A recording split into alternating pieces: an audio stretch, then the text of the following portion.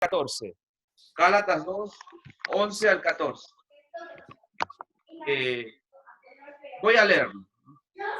Dice así: y cuando Pedro vino a Antioquía, lo resistí cara a cara, porque era de condenar. Porque antes que viniesen algunos de parte de Santiago, comía con los gentiles, pero después que vinieron se retraía y se apartaba por temor a los de la circuncisión. Y los otros creyentes judíos participaron de su simulación, tanto que aún Bernabé fue llevado por la hipocresía de ellos. Cuando vi que no andaban rectamente conforme a la verdad del Evangelio, dije a Pedro en presencia de todos: si tú siendo judío vives como gentil y no como judío, ¿por qué obligas a los gentiles a judaizar?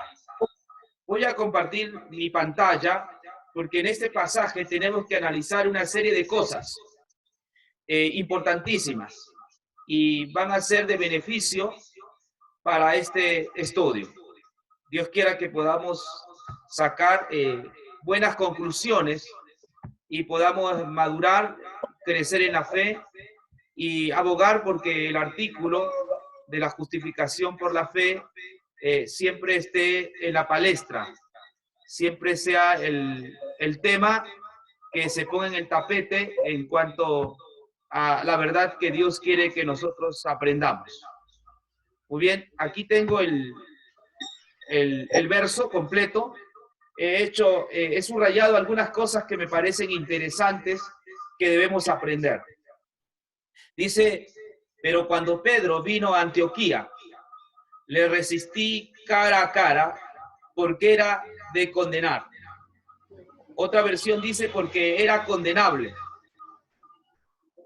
Él ya era condenable, ¿no? Pero cuando Pedro vino a Antioquía, le resistí cara a cara porque era condenable. Este suceso pasa en un lugar llamado Antioquía. Por eso lo subrayé con rojo. Es importante que sepamos el lugar donde sucede, ¿no?, este encuentro de Pedro con Pablo. Pedro ya era un apóstol con experiencia. Había estado 3 años con el Maestro, con Jesús. Pedro había visto prácticamente todo. Había visto los milagros de Jesús. Había estado a los pies del Maestro aprendiendo sus palabras.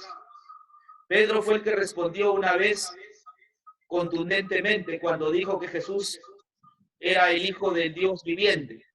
Mientras los demás discípulos tambaleaban o balbuceaban en responder, Pedro no dudó y con un énfasis profundo dijo que Jesús era el Hijo del Dios viviente.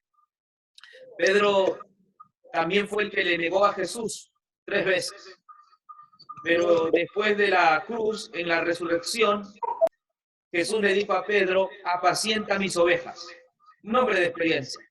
Sin duda alguna fue uno de los principales en llevar a la iglesia hacia pastos evangélicos.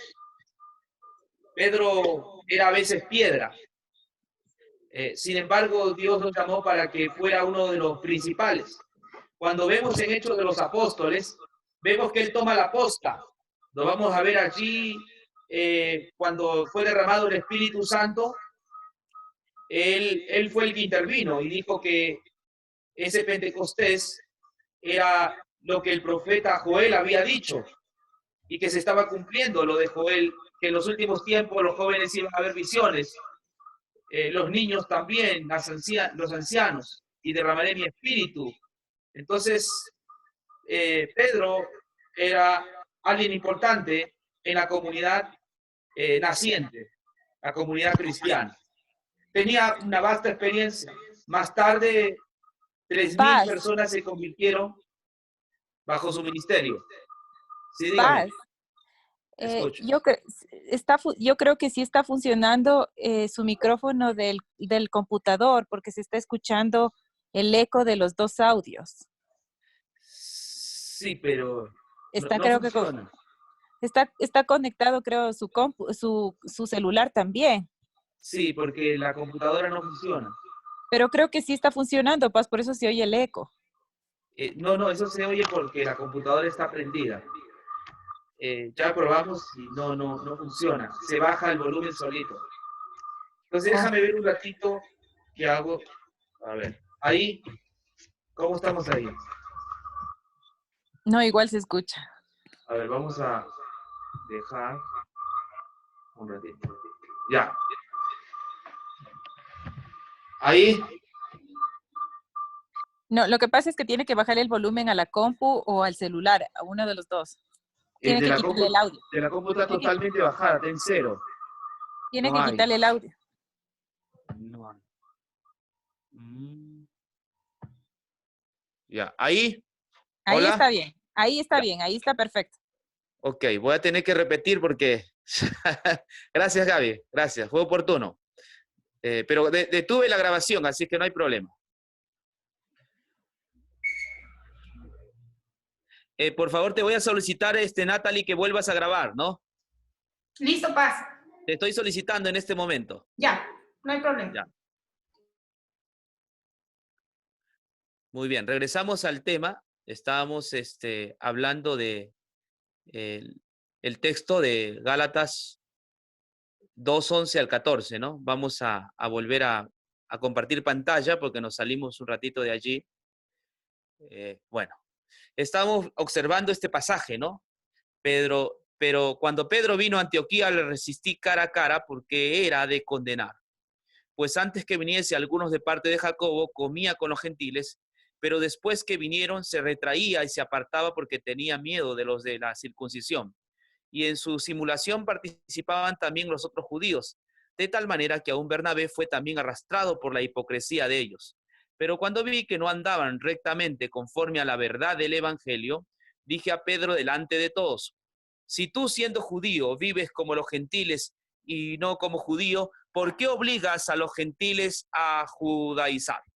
Le estaba mencionando que aquí hay una serie de textos que hay que subrayar porque nos van a ayudar a poder comprender este pasaje, ¿no?, que nosotros estamos considerando esta noche. El primero es Antioquía, ¿no? Antioquía es una iglesia importante dentro del cristianismo, ¿no?, de esa naciente iglesia.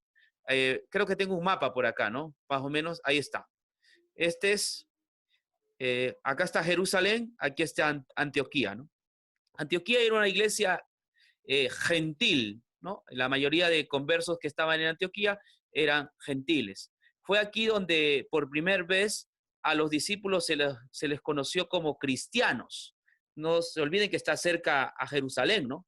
Esta es una iglesia también importante, muy cerca a Jerusalén. Aquí se le conoció como cristianos, de manera que la iglesia de Antioquía era una iglesia que se manejaba muy bien con el evangelio, no tenía problemas. Era una iglesia que, aunque era después de la iglesia de Jerusalén, sin embargo, era un punto importante para evangelizar a los demás lugares, ¿no? Tarso, Derbe, Iconio, Listra y todas esas iglesias que están en Asia Menor.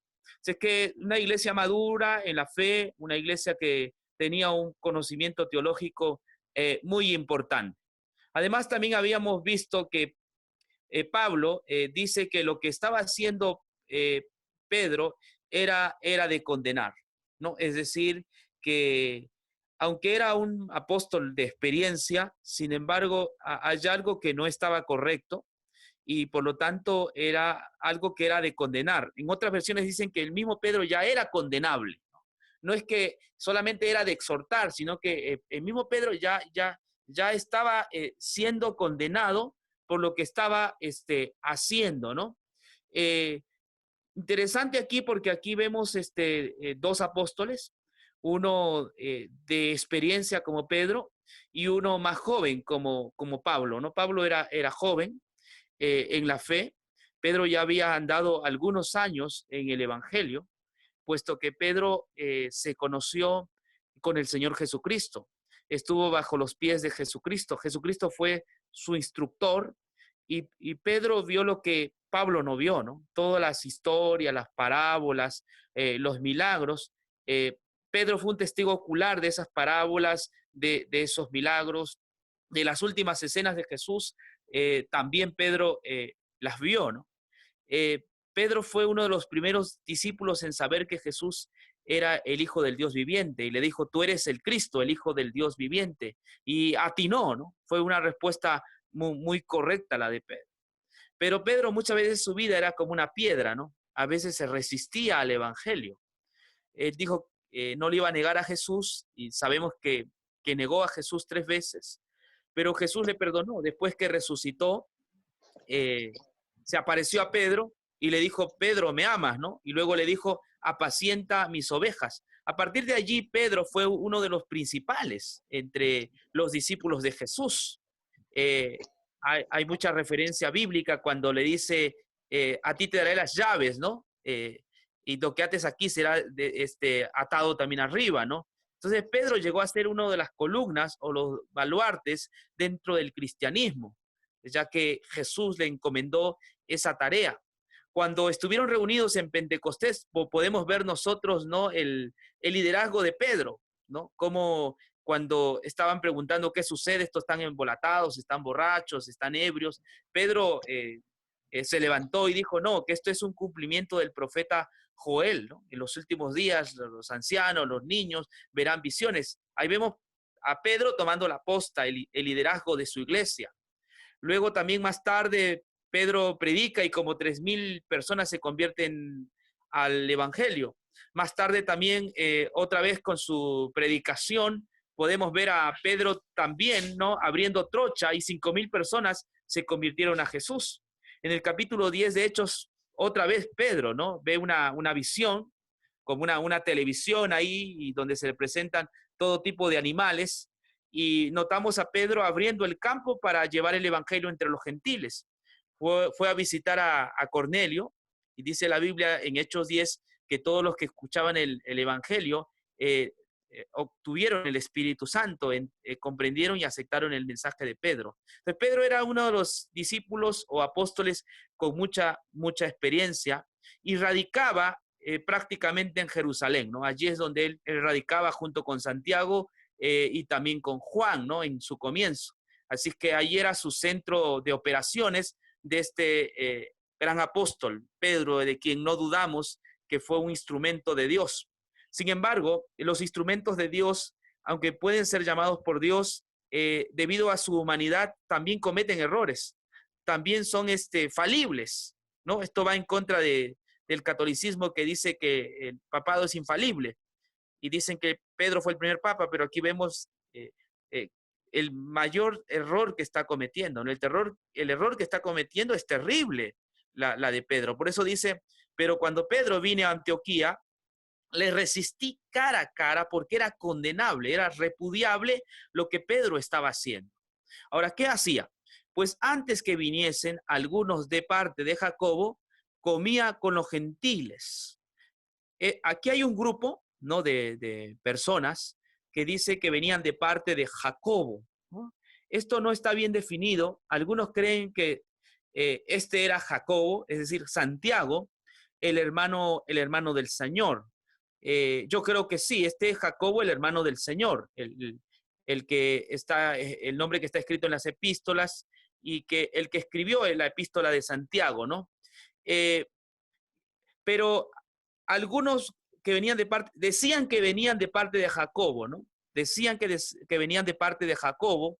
Era un grupo de personas que eran judíos, llamados los judaizantes, que ya voy a explicar quiénes son los judaizantes. No es que Jacobo los envió, sino que ellos utilizaban el nombre de Jacobo, ¿no? Ese es un grupo de judíos que habían abrazado la fe cristiana, pero que todavía mantenían, ¿no? las costumbres judías e imponían también las costumbres judías sobre los gentiles, ¿no? Entonces dice que Pedro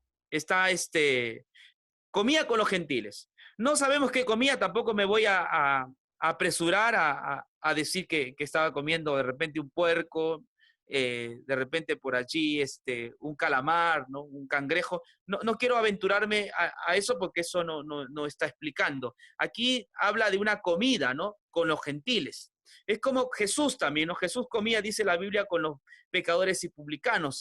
No nos dice qué comía, lo que se entiende aquí es que no había división. Lo que se entiende aquí es que para Pedro no había separación.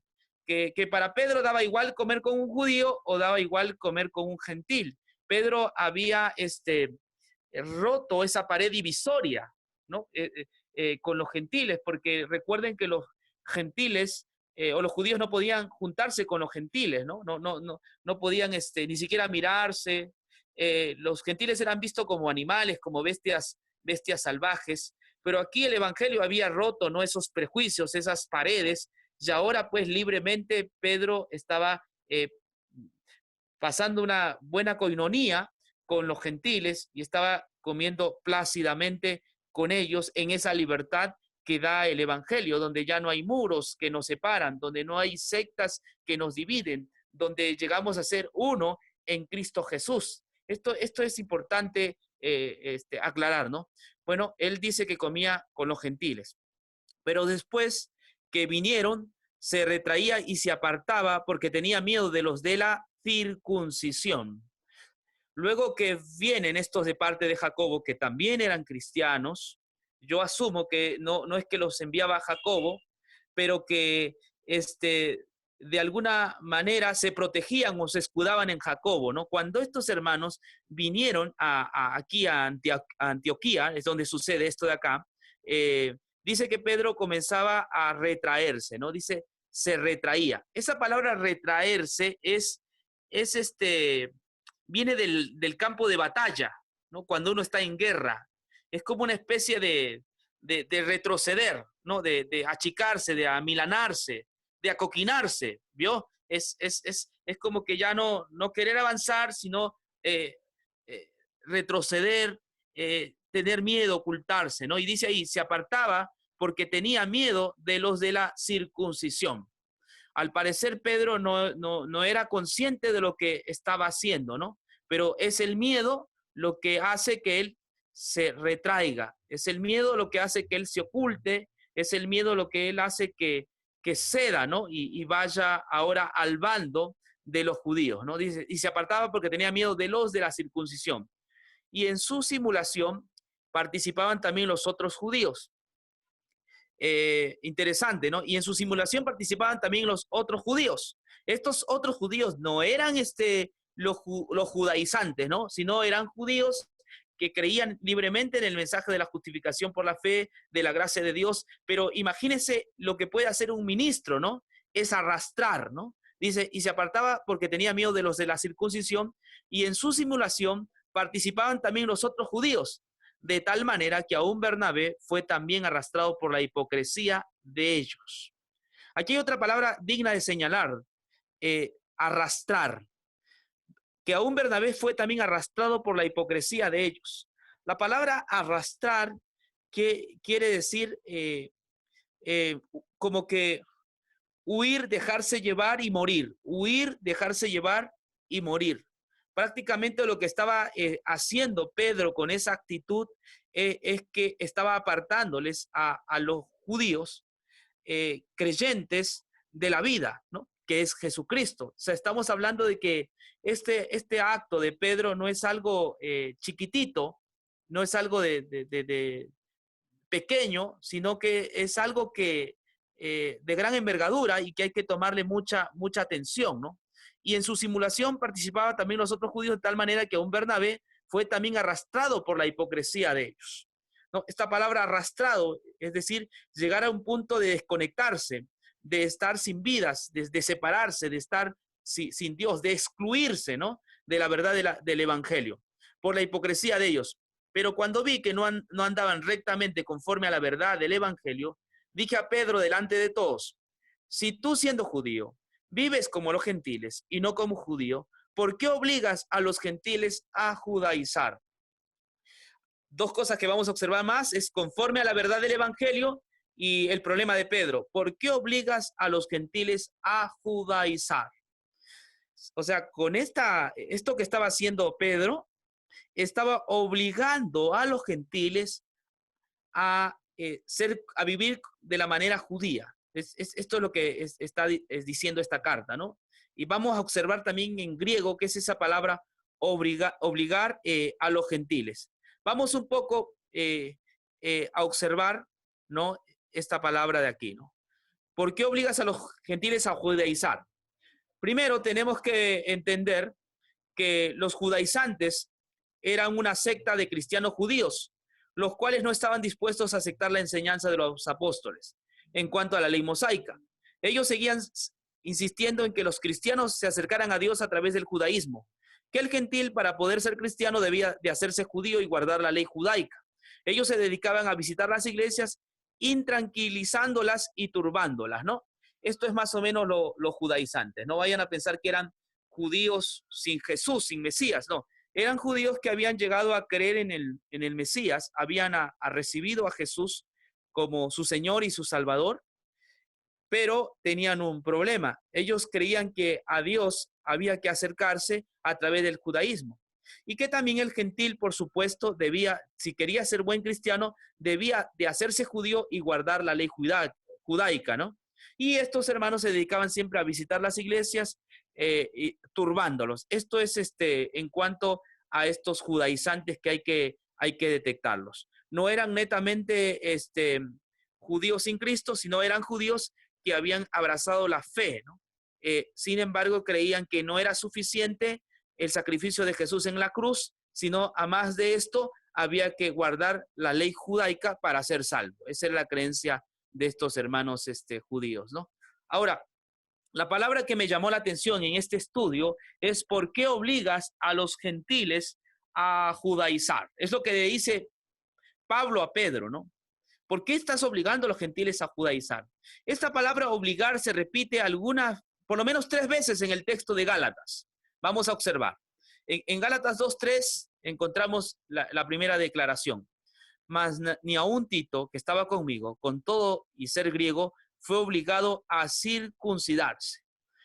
Aquí estamos hablando de la visita que hizo Pablo a Jerusalén, ¿no? Cuando él va a entrevistarse con Pedro, con Santiago, con Juan. Hubo un grupo de estos mismos hermanos que fueron, ¿no? y vieron allí a Tito y trataban de una manera, de alguna forma, de que él se circuncidara. Porque no se olviden, dice que ser griego, ¿no? O sea, trataban de obligarle a Tito que él se circuncidase. Pero si leen bien el texto de Gálatas 2, 3, 4, 5 al 6, vamos a ver que no. Ellos decidieron andar en su libertad, ya que no estaban obligados a circuncidarse.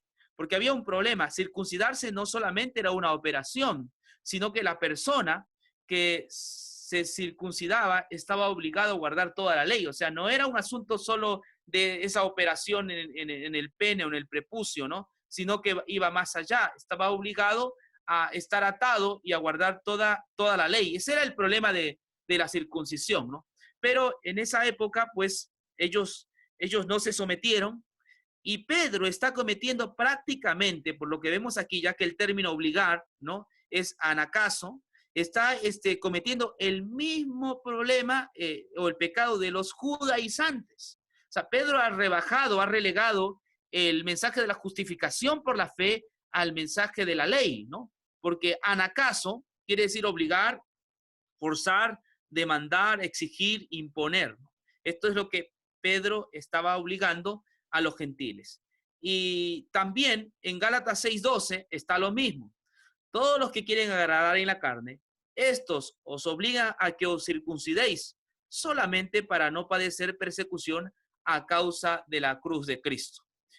Entonces, en conclusión, en esta parte de aquí, el pecado del apóstol Pedro es el mismo pecado de los judaizantes. Es el mismo problema que también sucedió en el concilio de Jerusalén, que está descrito en Hechos capítulo 15, ¿no? Entonces, aunque parezca un acto de poca monta, en el sentido de que vengan unos hermanos de Jerusalén, y él que está comiendo en su libertad con los gentiles, y dice el texto bíblico que por miedo, él se va con los gentiles. Sin embargo, lo que estaba dejando entrever a los hermanos gentiles es lo siguiente. Gentiles, en realidad yo he sido un hipócrita. Si ustedes quieren ser salvos, ustedes tienen que ser como ellos. Ustedes tienen que ser como los judíos cristianos. Ustedes tienen que circuncidarse. ustedes tienen que cumplir la ley. Ustedes tienen que ser como ellos porque no pueden ser salvos. Aunque Pedro no lo está diciendo con sus palabras, el término obligar que Pablo está diciendo ahí, anacaso, me llegaba a pensar eso. Es decir, Pedro está forzando, está exigiendo que los gentiles deben vivir de la manera como viven los judíos cristianos, ¿no? Como esos hermanos judaizantes. Prácticamente él está deshaciendo el acuerdo que hubo en Hechos 15, ¿no? El concilio de Jerusalén, que fue el año 49, porque esta epístola no está después. Sin embargo, parece que este es el problema que está cometiendo Pedro, ¿no? Es decir, Pedro está cayendo en lo que conocemos nosotros como el legalismo. Es decir, no es suficiente la obra de Jesucristo en la cruz, que el sacrificio de Jesús no es tan completo, que hay que añadirle algo más, que necesita el ser humano también cumplir la ley para que sea justificado, ¿no? Entonces está haciendo nula o ineficaz la obra de Jesús en la cruz. Pedro está sometiendo, está obligando, está forzando, está demandando, está imponiendo el yugo de la ley a los hermanos gentiles. Y pues ustedes saben, Pablo no es una persona que calla, ¿no? Por lo menos aquí vemos, volviendo al texto bíblico, dice que Pablo le resiste cara a cara, porque lo que estaba haciendo era de condenar. Es decir, esto lo hace en público, ¿no? Le resiste cara a cara y se lo hace en público, ¿no? Porque el problema de Pedro era un problema público. Había que decirle públicamente, ellos estaban haciendo malas cosas.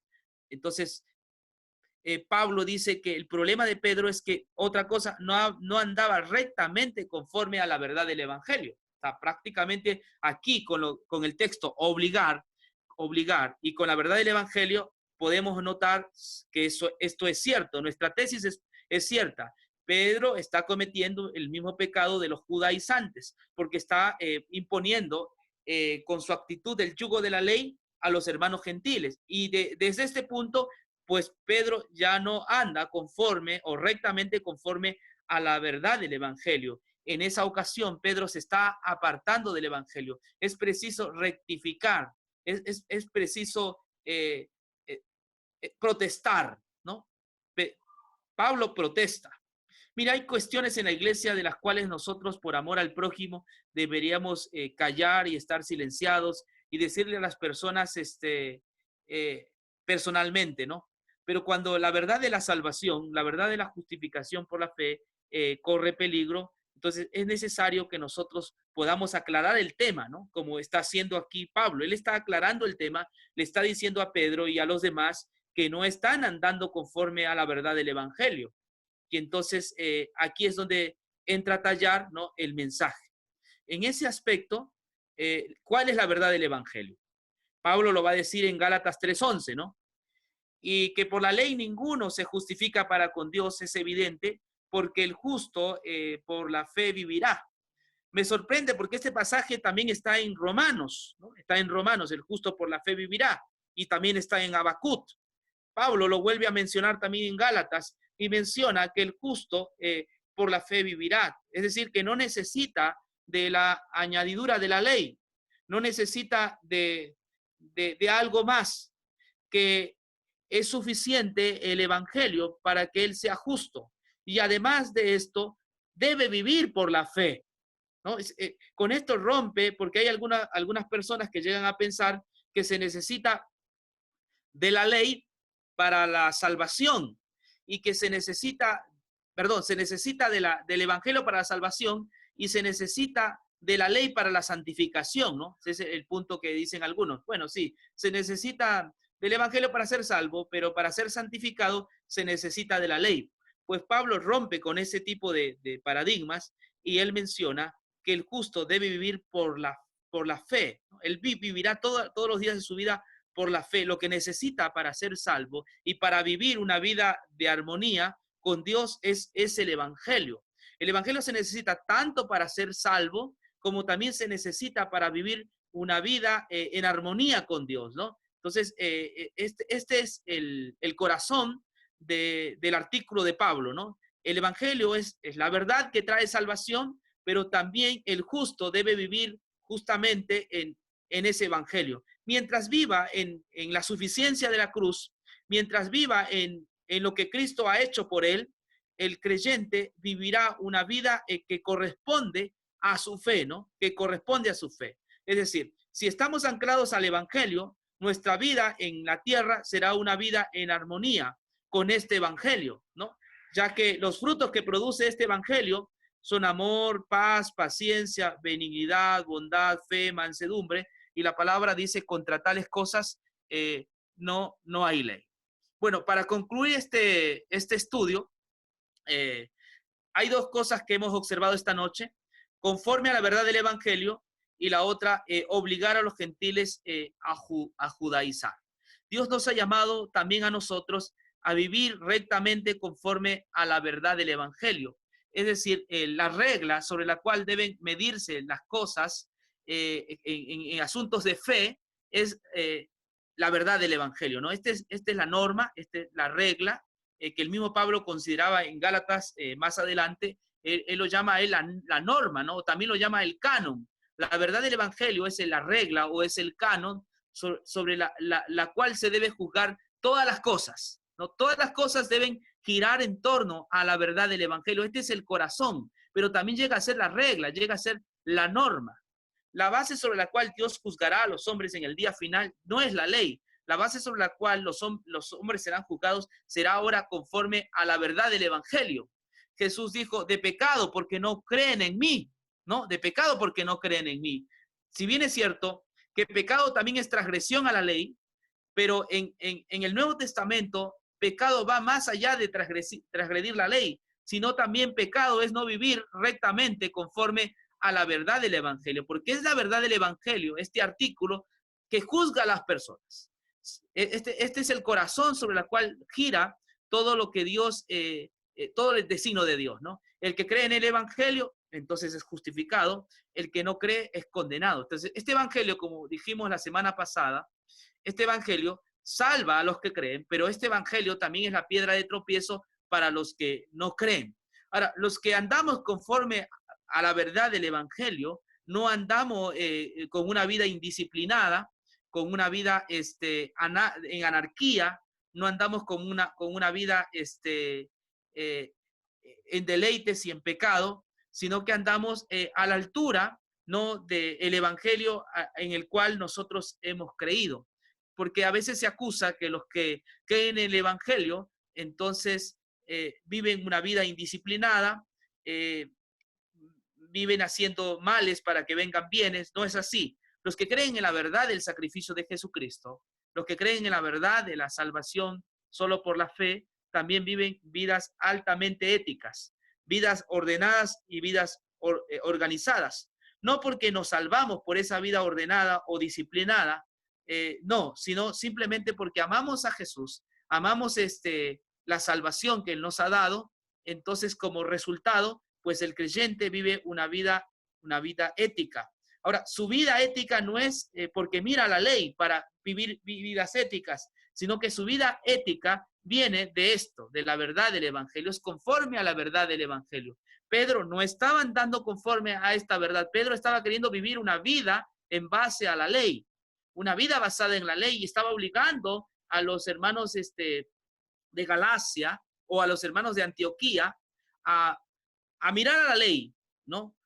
A mirar a la ley para sentirse mejor, para sentirse aceptados, ¿no? Pero no es así. Solo hay una verdad que nos ayuda, una verdad que nos da salvación, pero también que nos enseña a vivir vidas altamente éticas. Y esta es la verdad conforme al evangelio, ¿no? Entonces es importante que toda buena obra, que toda buena cosa, que todo buen don, que todo buen testimonio procede de la verdad del evangelio. Esta es la verdad que salva, pero también es la verdad que santifica nuestros corazones. Con este pasaje he concluido. No sé si tienen preguntas, porque este es un tema muy, muy polémico y claro que levanta preguntas, ¿no? Así que voy a dejar el espacio de preguntas tras haber mostrado esto, ¿no? Así es que no sé si alguien tiene alguna pregunta o de pronto quiere acotar, ¿no? O algo se me pasó del lado, no sé, pero vamos, esto es todo lo que yo puedo aprender en este momento sobre este pasaje. Gabriel, vamos. Sí, te hago un par de comentarios. Bueno, ante todo saludar a todos desde Argentina. Dos cosas. La primera es que yo me imagino que cuando Pablo fue a ver a Pedro, ¿se escucha bien? Sí, sí. Sí. Cuando Pablo fue a ver a Pedro para hablar con él, no sé si estaba rodeado de gente o fue a hablar a solas, pero sea como fuere, debe haber pensado, voy a tener cuidado, porque no vaya a ser cosa que cuando yo le digo a Pedro esto, Pedro se enoja y no me habla más. O trae división en la iglesia. En las cosas que uno piensa cuando tiene que ir a corregir o reprender a otro, a resistirle en la cara. Ahora, Pablo evaluó que ese era un riesgo que debía correrse con tal de que el Evangelio no se manchara. Nosotros algunas veces tenemos miedo que haya división en la iglesia por causa de cuestiones que pueden ser menos importantes, y eso es bueno que lo miramos. Pero cuando se trata del Evangelio, no hay cosa más importante. Ni la unidad de la iglesia, ni ninguna otra cosa, porque si el Evangelio se cae toda la iglesia.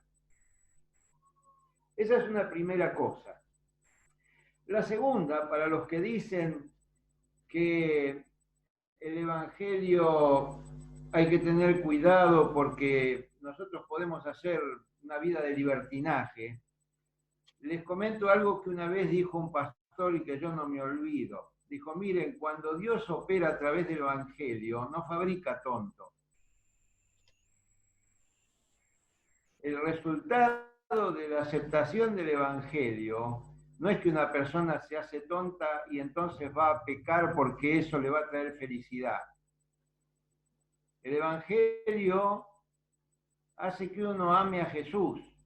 Y cuando uno ama, no puede tener atracción o tentaciones, pero no se siente contento ni feliz de traicionar a Jesús. Así que eso no hace falta aclararlo demasiado. Es la obra de Dios. Eso quería comentar. Preciso. El pastor en su momento dijo otra cosa mejor. Dijo, el Evangelio no fabrica idiotas. Qué bueno, qué bueno. No, sí, preciso. Pablo lo dice en público, ¿no? Porque aquí dice, Claro. sí, fue yo, a ver cómo dice, en presencia de todos, ¿no? Es decir, cuando la verdad de la justificación por la fe corre peligro, no debemos tener miedo de poder combatir, ¿no? Pero cuando se trata de ayudar al prójimo, tenemos que hacer todo con paciencia y con amor, ¿ya? Así es. Muy bien, ¿algo más? ¿Algún comentario? ¿Estás grabando, no, Natalie? Porque aquí no me sale grabación. Está grabando, o sea, ahí sale el botoncito de grabar y me da la opción de pausar y de Okay. la grabación. Sí, pasa. Perfecto, perfecto. Es interesante estos aportes que tienes que grabarlo también. ¿Alguien más? Yo también tengo una pregunta. Vamos. Cuando Pedro, o sea, esto pasó después de que ellos ya tuvieron el Pentecostés, o sea, que tuvo Pedro esta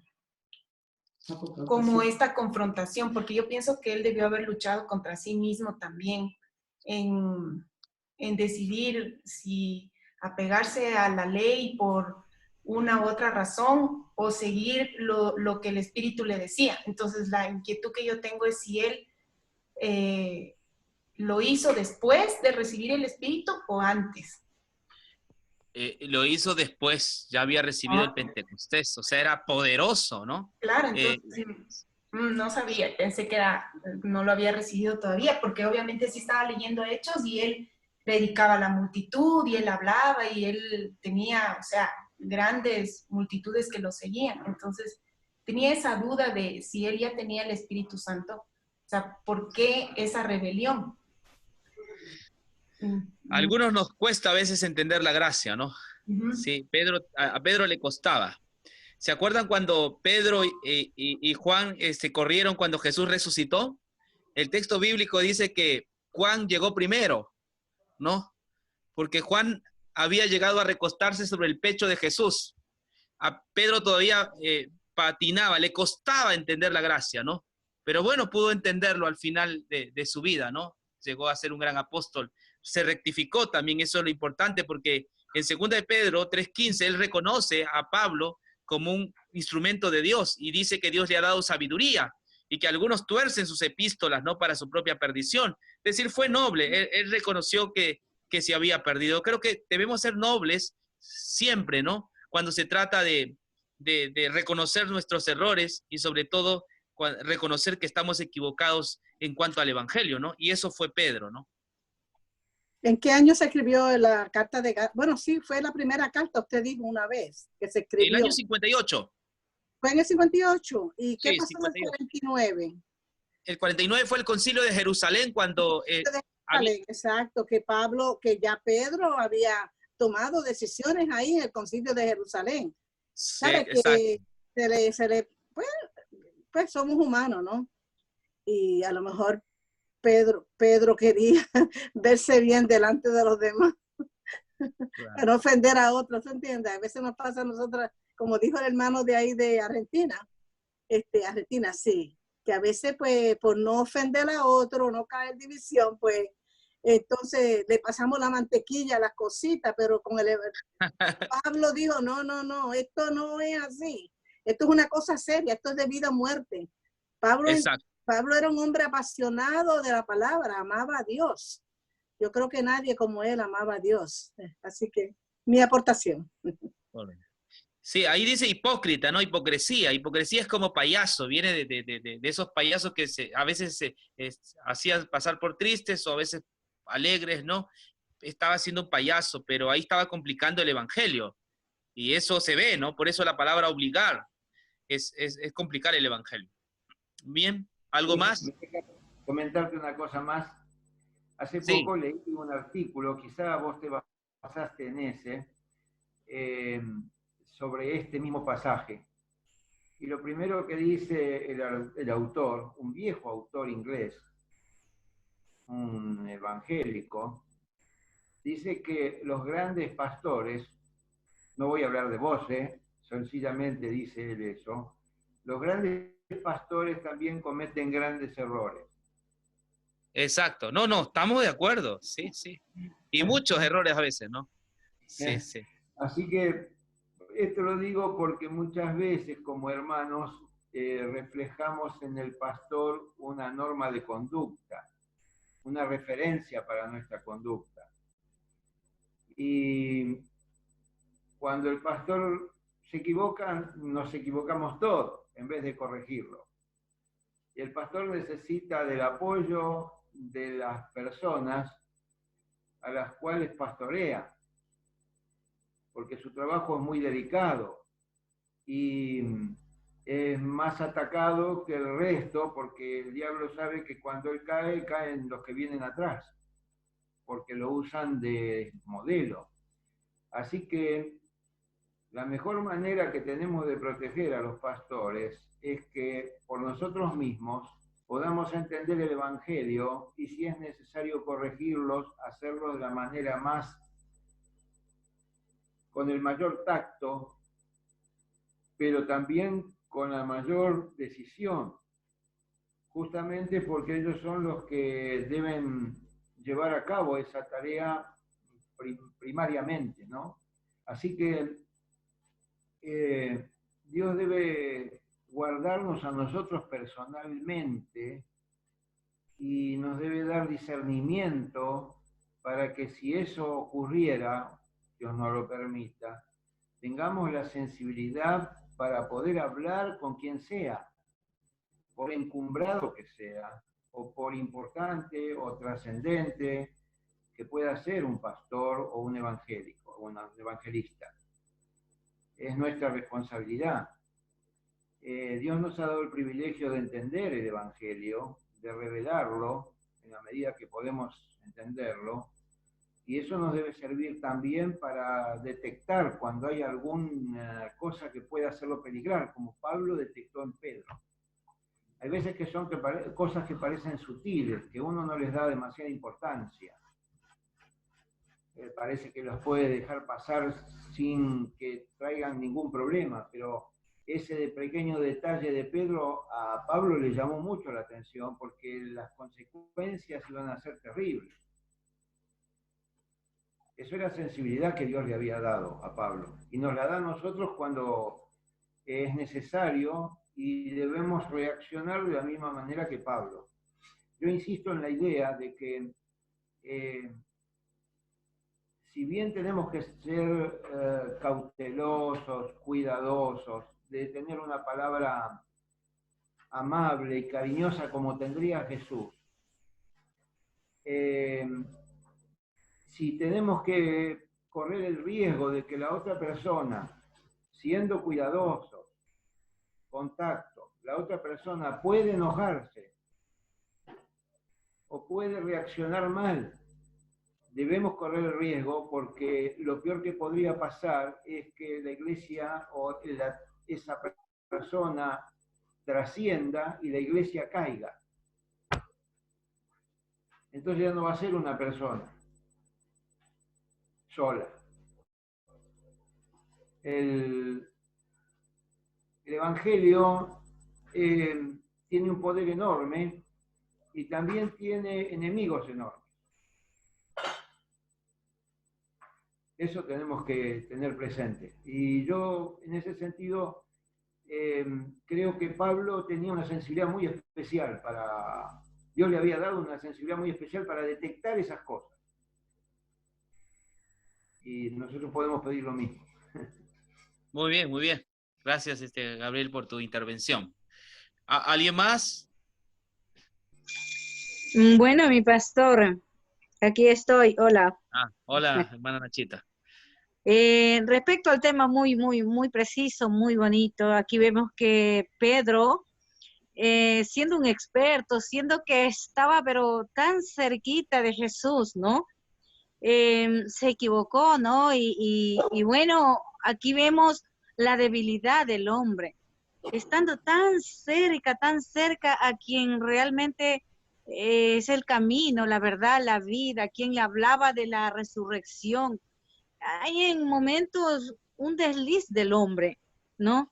Entonces, siempre nosotros debemos estar aquí firmes en la fe, creyendo realmente en la esperanza, creyendo en Cristo resucitado. Lo que habla de Pablo es maravilloso, es un corazón entregado desde que hubo la conversión, ¿no? Y aquí vemos en Gálatas 2, cuando dice Pablo, con Cristo estoy crucificado y ya no vivo yo, sino que Cristo vive en mí. Y lo que ahora vivo en la carne, lo vivo por la fe en el Hijo de Dios, quien me amó y se entregó a sí mismo por mí. Entonces, vemos vuelta a un Pablo entregado, a un Pablo decidido, lleno del Espíritu Santo, lleno del amor de Dios. Y esto es maravilloso. Esto es lo que a uno lo mantiene firme en esa esperanza de que un día estaremos juntos, ¿no? De que un día vendrá nuestro Dios a vernos. Y bueno, y ahí cantaremos otro discurso, ¿verdad, mi pastor? Ajá, amén, amén. Amén. La canción del Cordero. Así es, Muy bien. así es. Gracias. Nuevo cántico. Bien. Creo que no hay más intervenciones, ¿no? Gaby, hermana Lidia, poco ha hablado. Paz. Sí, vamos, Gaby. Paz, yo nada más quería saludar a Gabriel, qué gusto me da verlo, Gabriel. Yo le mando un abrazo gigante, uno para su esposita y porfa al Javi también me lo saluda y le dice que se conecte también, que le extrañamos, que queremos verle. Sí, ¿qué será de Javier? Sí, contenta de verle, Gabriel, y verlo bien y con salud. Le doy gracias a Dios por eso y que Dios me los bendiga. Gracias, igualmente, un gusto verte. Y acá Sí. no lo vemos porque estamos en cuarentena aquí, así que lo vemos como te vemos a ti, por video. Pero ahí pásele la voz, Gabriel. Dígale que se conecte, que queremos verlo y saludarlo también. Bueno, le voy a decir, con mucho gusto. Gracias, gracias. Y solamente acotar, Paz, tomar en cuenta, hubiéramos esperado esa actitud más bien de Pablo, que era tan radical y tan judío en ese entonces, y haber entendido de corazón el evangelio, que tuvo la diferencia, a diferencia de Pedro, que anduvo con Jesús, de tener esa valentía de defender sus principios y lo que había entendido de corazón, de que Jesucristo obviamente dio su vida por él. Y yo creo que esa valentía debemos tener nosotros también de defender el evangelio donde sea, en donde estemos, a pesar de lo que sea y de las circunstancias. Entonces yo admiro mucho eso de Pablo. Es el ideólogo de la iglesia, ¿no? Y no solo el ideólogo, sino también es el misionero. Es el misionero, es un gran misionero. Amaba el evangelio. Muy bien, vamos a despedirnos entonces. ¿María Piedad está ahí o no está? No está Piedad, ¿no? ¿Qué pasó con nuestra cantante? No vino hoy, ¿no? No la veo. Bueno, vamos a concluir entonces, Gabriel, por favor, despídenos con la oración. ¿Estamos? ¿Se escucha? Sí, sí. Sí. Bueno, te damos muchas gracias, Señor, porque pudimos juntarnos a través del cable, pudimos aprender algo más de tu palabra y pudimos vernos también después de mucho tiempo. Te damos gracias por que nos permites considerar tu palabra y te rogamos que nos guíes en cada decisión, en los momentos en los que muchas veces la perplejidad no nos permite ver claramente cómo actuar, podamos recibir tu orientación, tu indicación, para que como Pablo podamos tener una palabra adecuada y a tiempo. Te agradecemos todo, despídenos, Señor, de modo que mañana podamos volver a vernos. En el nombre de Jesús. Amén. Amén. Bueno, un abrazo para todos. Dios los bendiga. Nos vemos Gracias mañana. a todos. Bye, bye, bye, bye. Gracias, pastor. Buenas noches para todos. Buenas noches. Buenas noches para todos, hermanos. Buenas noches.